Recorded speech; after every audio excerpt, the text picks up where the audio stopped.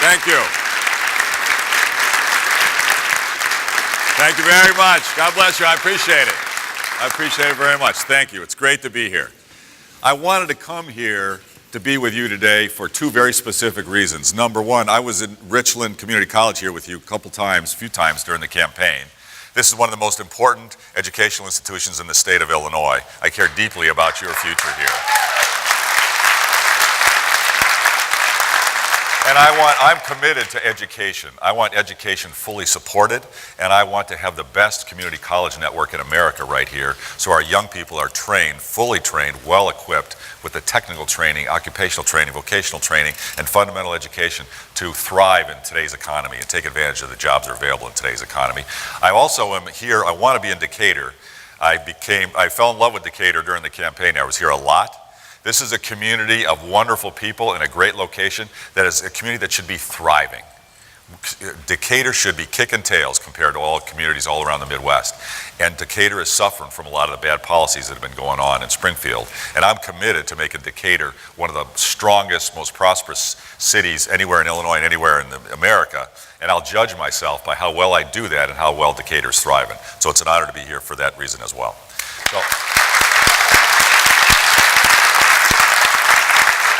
Now I'm here to talk about our state, and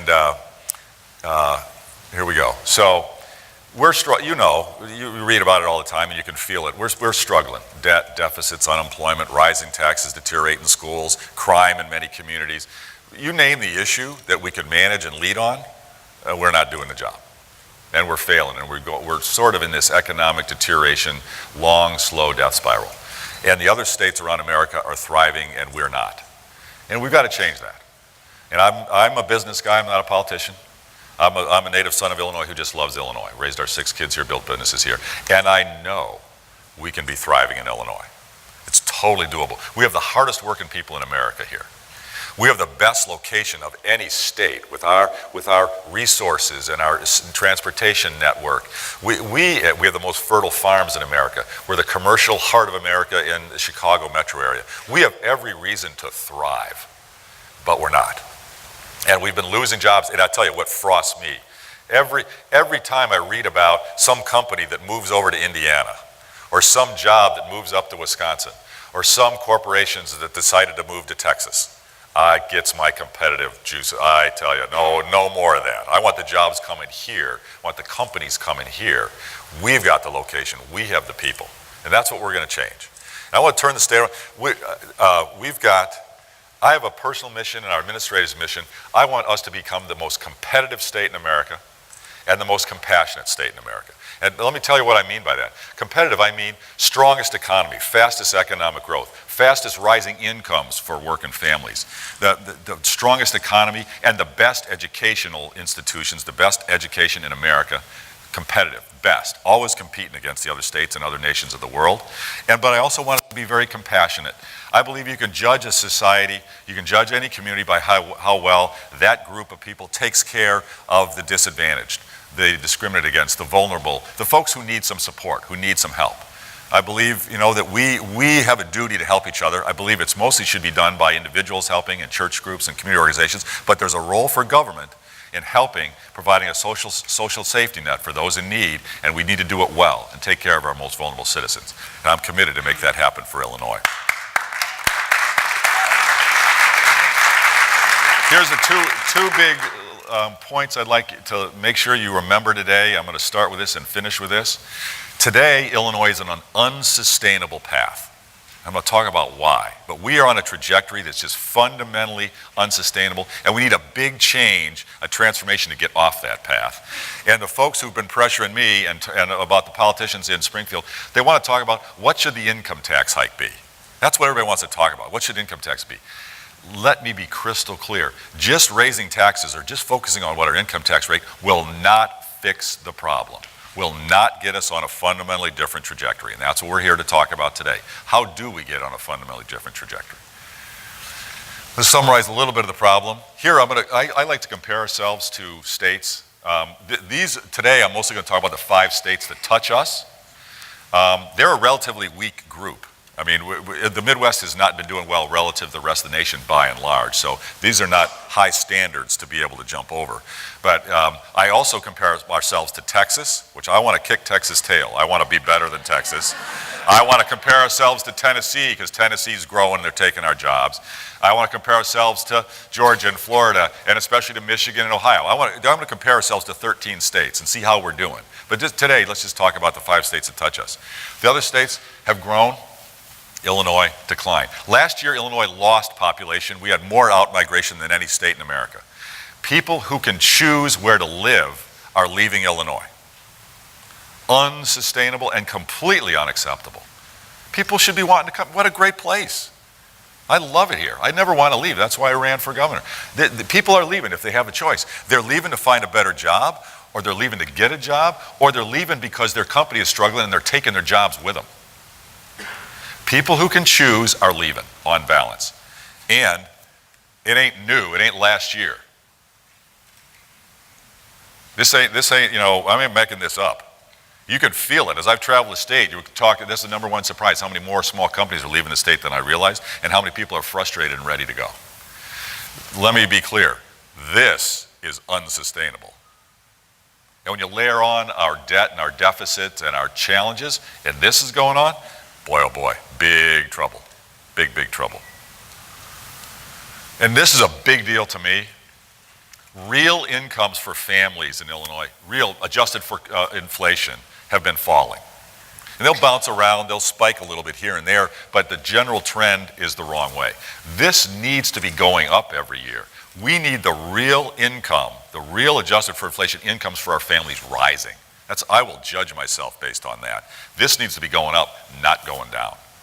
This drives the quality of life, and this is the people's chance at the American dream, a better life going forward. This is a big deal. Other states are going the right way. We're going the wrong way on this. I'll just compare. We're not growing jobs the way the states around us are. I won't go into every number on here, and I can send you those who want the slides. We'll make them available to you. Today, I want to hit the highlights and move on. So let's talk about why. So there's a bunch. Our regulations and our taxes are punishing the businesses and moving them out. This is the number one issue I've heard about on the campaign trail. Workers' compensation, meaning the cost to provide the insurance for workers who get injured on the job. Basically, one of the highest in America, way higher than the national average, and uncompetitive. Caterpillar told me that workers' comp costs more than 5 times as much here as in Indiana, and in other states, Illinois is dramatically higher, and they've been growing their jobs out of Illinois for a long time. And those are good paying jobs that should be in Illinois, but they're not. They're going into other states because that are more competitive. Our unemployment insurance costs, extremely high compared to other states. And again, we should have good unemployment insurance. That's for those folks who lose their work. We should be good, but we got to be competitive. And the lawsuit climate. We are one of the worst states. This has us ranked 46 out of, there's 5 states or 4 states that are worse than us. I've got to go find out which ones they are because this is a big deal. We have a lot of lawsuit abuse in the state of Illinois. And it's pushing doctors out of our state because malpractice insurance costs are through the roof. It's pushing healthcare providers out of the state. It's pushing many transportation companies and construction firms out of the state. We have a lot of abuse here. And it's not a coincidence that we're one of the few states that elect our judges. Our judges are just elected. And we have unlimited ability for trial lawyers to donate political campaign cash to judges in their elections. The same lawyers who argue cases in front of those judges. It's a conflict. It's a conflict of interest. And we've somehow we got to address this because it's hurting our economy, it's hurting our growth and our competitiveness. And then, so how do we rank overall for business? We could all find various metrics. Here's just 4 things we picked out. We're ranked at the 48th out of 50 states of attractiveness for business, F for small business friendliness, 35th, 30th. Why can't we be in the top 10 or 15? Or how about if we strive to be average? How about if we strive to be 25? I mean, why do we have to be in the bottom 10 or bottom 5 or bottom 15? There's no reason for this. We should be in the top 10 for sure.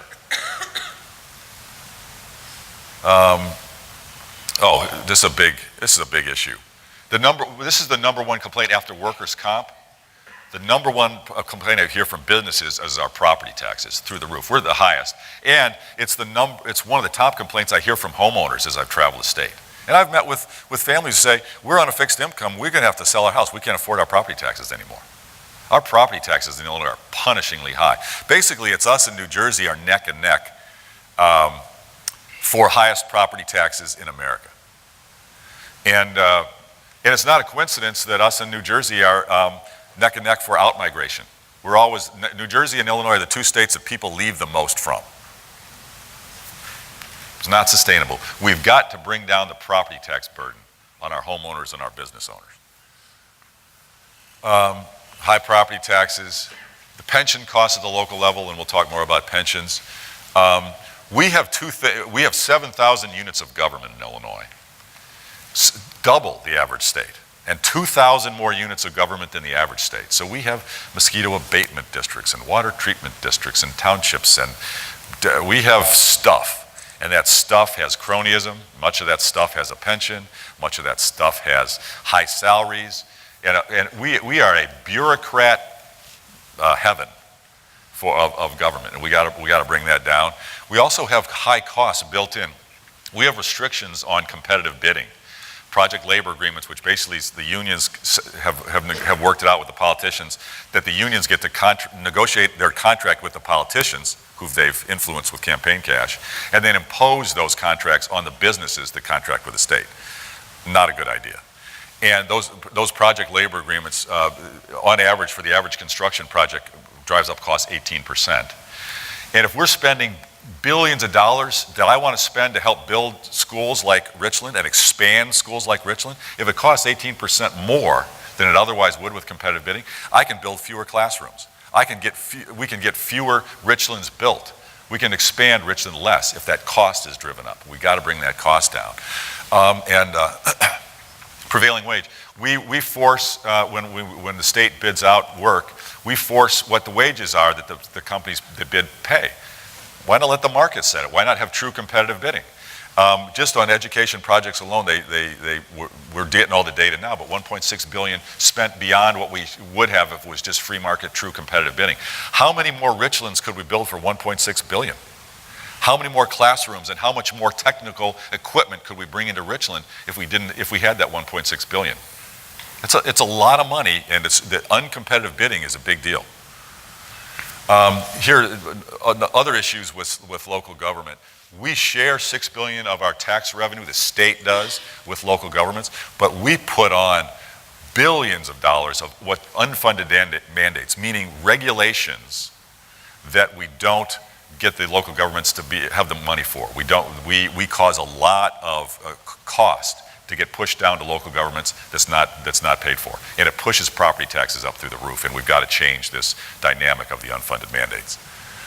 And I don't know why we're missing the other columns. I guess it's faint blue. I guess that's what it is. But we have a very narrow sales tax base. And economists will tell you the best way to grow an economy is to have broad base for taxes and low rates. We have narrow base and high rates. That's counterproductive to economic growth. And also, because we have a very narrow base and local communities get to share, local governments get to share in sales tax revenue, this hurts local governments and drives up the property taxes at the local level because we do it this way. Top states for business, Illinois is nowhere to be seen. On the one chart that goes past the 10, we're 48th. Not a good place to be. And there's the issue that they rank upon. This is what businesses look for. The overall environment, labor, climate, infrastructure. And you can tell infrastructure, critically important. I'm a big infrastructure. We need to be investing more in our infrastructure in Illinois. Best roads, bridges, locks, dams, canals. We need airports. We need world-class infrastructure, and we're letting our infrastructure deteriorate. And we've got to have a plan for that, and we do. And there's how the other things rank. So those are the issues that matter, and we're not on the top 10. We should be in the top 10 on these issues. We should focus and make ourselves in the top 10 on these issues, not in the bottom. Okay, now here's a big issue.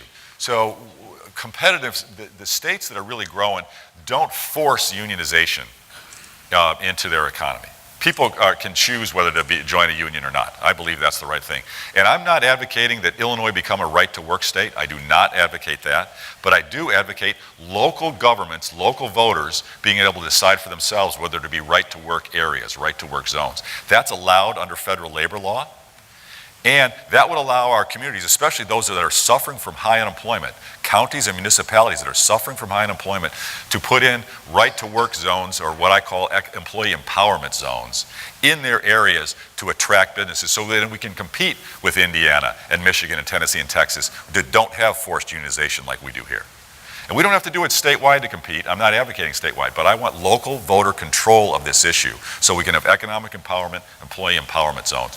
Big deal to help us compete. And here's some of the statistics based upon the forced unionization versus worker choice, employee freedom to join or not. If states that go to employee choice, you can see economic output goes up 1.8% on average and employment 1%. Here's the numbers that would mean for Illinois. Just by that change on the regulation would mean 61,000 more jobs, and I think that's low. And it would very quickly mean another almost $700 million of tax revenue just from that freedom to choose for workers. It's a big deal. It's a different growth trajectory for us. And again, if communities that want to have unions and encourage them and force workers to join, you can choose to, you can decide that. And if communities that don't want that and they want to compete with Indiana and Michigan, et cetera, they can choose that. I believe in local voters being able to decide these issues. We don't have to force one policy across the state. Give local voters a voice. Let local voters decide this issue. And here's the interesting data for states that allow employee choice versus those that don't, on the rate of growth of income and growth in jobs. The growth in jobs is more than double the forced unionization states versus freedom states. Growth in compensation, almost double. And look at that, cost of living adjusted per capita disposable income. So in forced unionization states, they got lower disposable income than in freedom states. That would surprise people, or some people who would argue that we need more forced unionization to force up wages. Look at that, think about that. We're going to talk more about that. Competition and growth is the long run way to get rising wages, not force through some process. That's a big deal. This is a big, big deal. We got to talk more about it. Okay, so now we need to be supporting our disadvantaged citizens, our vulnerable, the folks, our developmentally disabled, our handicapped, our low-income kids in poverty, our elderly residents in poverty. We need to help the vulnerable citizens. How do we do that?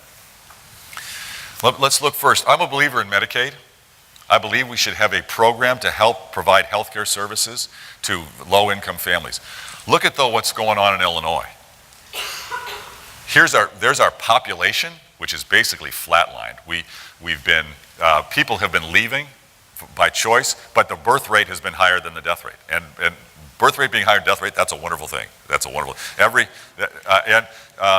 Think about this as a challenge, though, for our services of our government. People are living longer. This is one of the reasons that we're growing. And people who live longer need support services. You get in your 80s, your 90s, you need support. And that puts a strain on government. And on births, every child is God's gift to all of us. It's a wonderful thing. But you know what? Almost 40% of births in Illinois are to single women, not two-parent families. And a huge portion of those are to single teenage women. That, in terms of support and education and community service and support for women, especially teenage women growing up in poverty with a baby, that's a huge challenge for us. Huge challenge. I wish I had the answer, but I tell you, it's a challenge that we have been facing all our communities. And it's not just Illinois. This is a national challenge. I wish I had the answer, but we've got to keep that in mind. But look at our Medicaid spending has been going through the roof, and our population is flat. Talk about unsustainable. There's one. And I want to be able to support Medicaid, but we have got to get a handle around this. Have to. We don't have any choice. If we want to really protect our families, we got to get a handle on this. And here's a big deal. Overall government spending in the state and our job growth. Flat line on jobs, government spending through the roof. Talk about unsustainable. This is disaster. This does not work. And this gets all to the issues we've been talking about. We need those lines moving in parallel, and we need a booming economy creating jobs. We need to be a very attractive place for business. This doesn't work. And this is the trajectory we're on. And all the politicians want to do is figure out how to raise taxes to keep that spending line high. You know what will happen to jobs when we raise up taxes more? It's going to stay flat if we're lucky and maybe go down. That's not a solution. What the politicians have been talking about, not a solution. And this one really frosts me. If you look at, so here's our debt. And our debt, our political leaders, unfortunately, have not been honest with us about the debt. They talk about our bonded debt as debt, but we got to include where we borrow from bonds from the bond market. But when we don't pay our bills, that's debt. We don't talk about it that way. We say it's our unpaid bills. On a lot of the bills in Illinois, we don't pay them. We are paying 9%, and in some of them, many of them, 12% interest on our unpaid bills. Think about it. We're all paying 12% interest and not paying our bills. Oh my goodness. And for small service providers to the state, it's forcing them to go bankrupt because they're not getting paid by the state. And for larger service providers who can survive, they actually kind of like it. They're like, I can't make 12% of my money. You go ahead, don't pay me. We're fine. The taxpayers are paying the 12%. This is mismanagement. And what really frosts me, and by the way, not paying into the pensions on the actuarial amount every year is basically borrowing from the pensions at 8.3%, because that's what we make long-term on our pensions, going back 30 years, 8.3%. So when we don't fund our pension, that's money that could be making 8.3%, and it's going to get paid later. It's just borrowing from the future now to put the money into something else. And both parties, Republicans and Democrats, have been doing this for years. And it's been a big part of the problem in the state. We've been borrowing from the pensions at 8.3%, crushing our taxpayers today for those decisions that we made over the last, pick your number, 20, 30 years. But look at this, what really gets me, we raised taxes in fiscal year 10, so we higher income fiscal year 11 through 14. Our debt's still going up. We put in a brutally high income tax hike, our debt's still going up. Come on, this is not sustainable. It's a disaster waiting to happen. It's happening, actually, not waiting to happen. And here's an interesting one, inside the cost of government. My attitude is every dollar spent unnecessarily inside government is a dollar that can't stay in a small business owner's pocket to create a job, or a homeowner's pocket of a struggling family trying to make ends meet, or is a dollar that can't go to help a low-income child or an elderly resident living in poverty. We need to be, we have a moral obligation to be careful with our taxpayer dollars and get them where they should go. Look at this.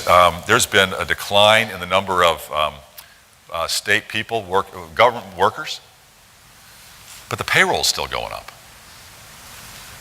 I still don't totally understand this. I think it's a lot of overtime, a lot of manipulation of the system. But look at that. That's unbelievable.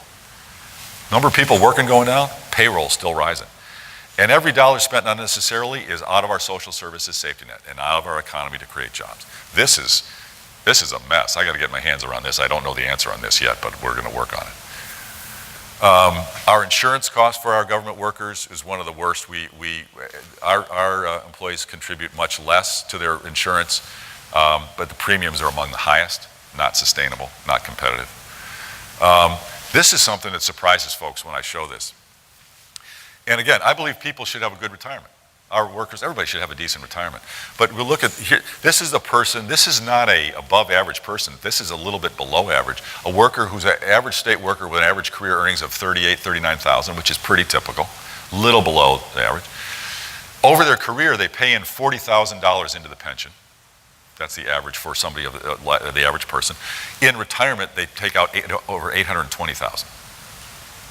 And this is only if they live 20 years after retirement, and people are living longer than 20 years after retirement.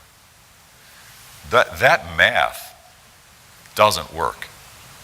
And when you have a demographic shift where people are living longer and people are retiring at a rapid rate and people are retiring faster than are coming into the workforce, this is a total time bomb. We got to change the fundamental nature of our pension system. This math does not work.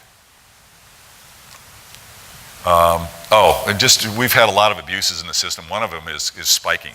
There's a lot of the contracts and negotiations allow people to jack up their salary a lot right before they retire. And it's the last couple years that get calculated to do the pension benefit. So now, the spiking used to be really high. It used to be, 10%, 12%, 15%. The politicians woke up after some complaints and took it down to 6%, but 6% became the floor. Now it's contracted at 6% spiking. That doesn't solve the problem. That just moved the problem around a little bit, but it's still a big problem. And there are folks who would be temporary teachers or a substitute teacher for a few days and get a pension. There are folks who have 2 or 3 pensions. The system was designed to take care of our folks in retirement. It should do that, but it's been abused.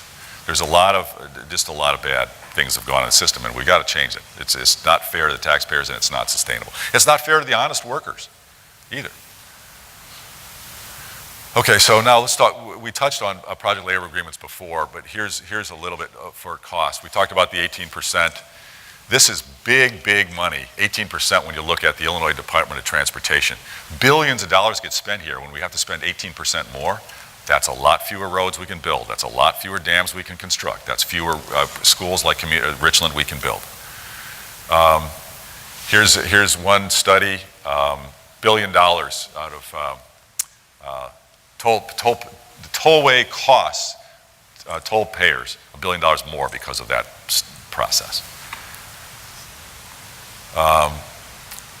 Here's the IDOT. So here's an interesting thing. The PLAs that I mentioned earlier, where the unions and the government, the politicians negotiate the deal, and then they force that on the bidders. That really took off under Blagojevich in about 11, 12 years ago. It wasn't really much of an issue.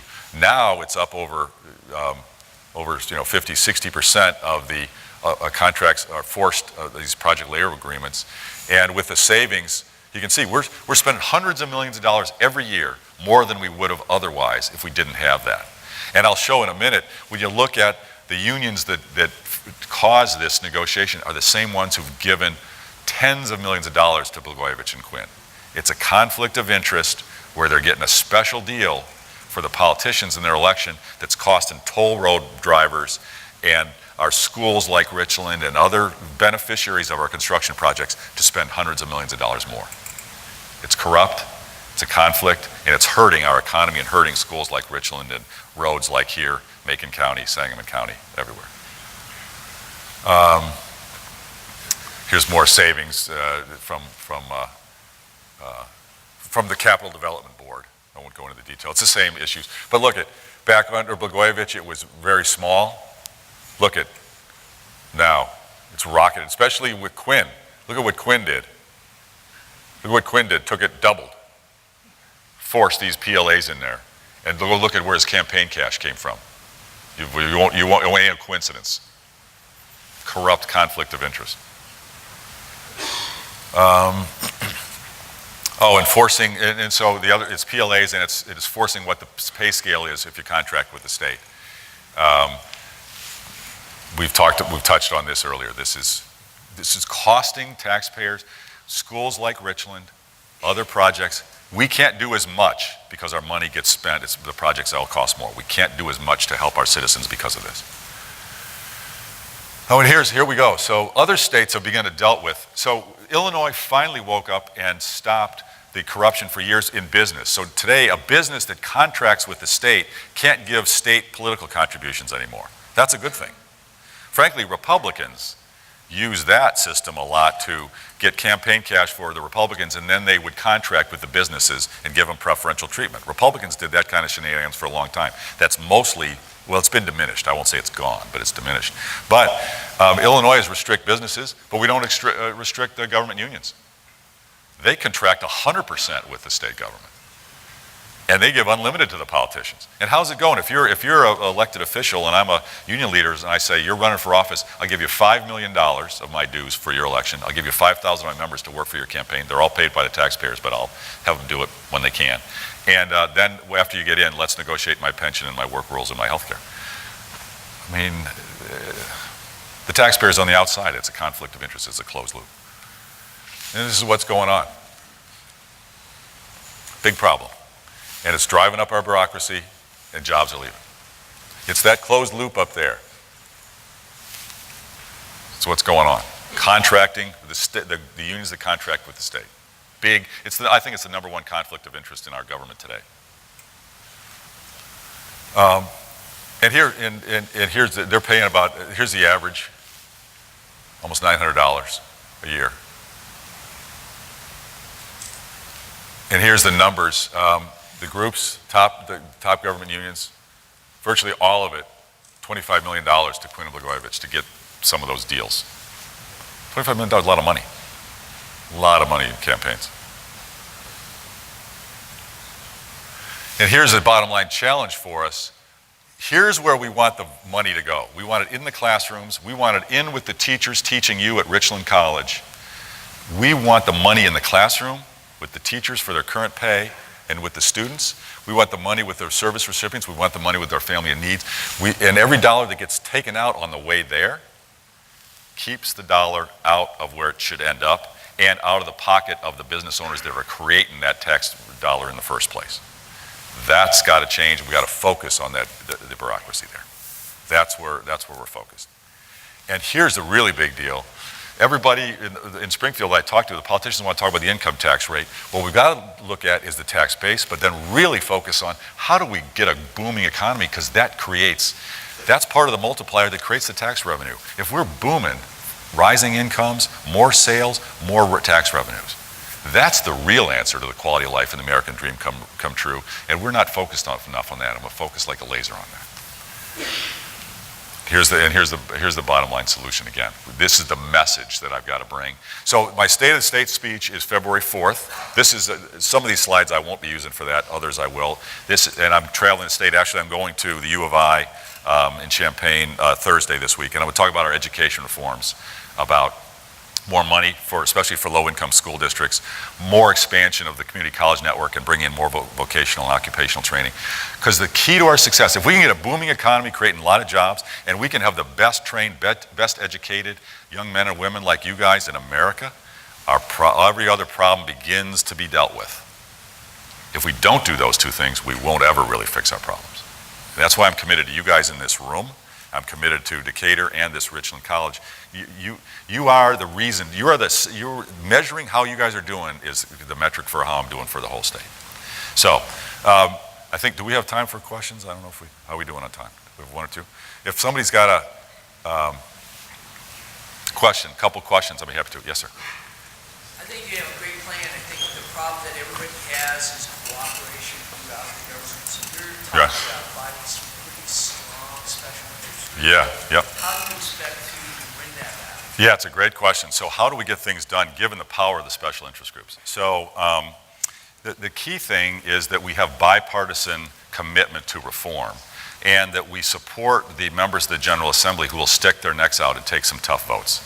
And we've got a process and a plan to do that, to help encourage and protect the folks who take the tough votes. Because there are going to be some to get the changes made is going to anger certain powerful interests, and we've got to protect the folks who will stick their necks out and do the right thing for the long run.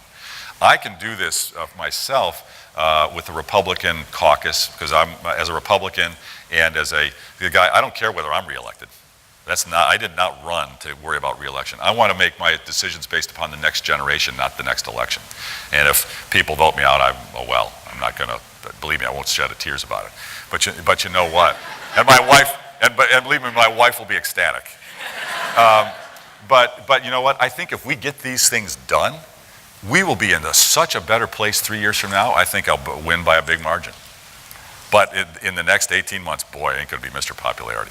And I've got to convince, and I'm already meeting with every member of the General Assembly, walking through the issues, and they can see while they'll be better off, 2 elections from now with their own if they help support this rather than block and keep us on the unsustainable path. Big thing is to make sure every member of the General Assembly realizes they're in trouble, we're all in trouble if we stay on the path that we're on.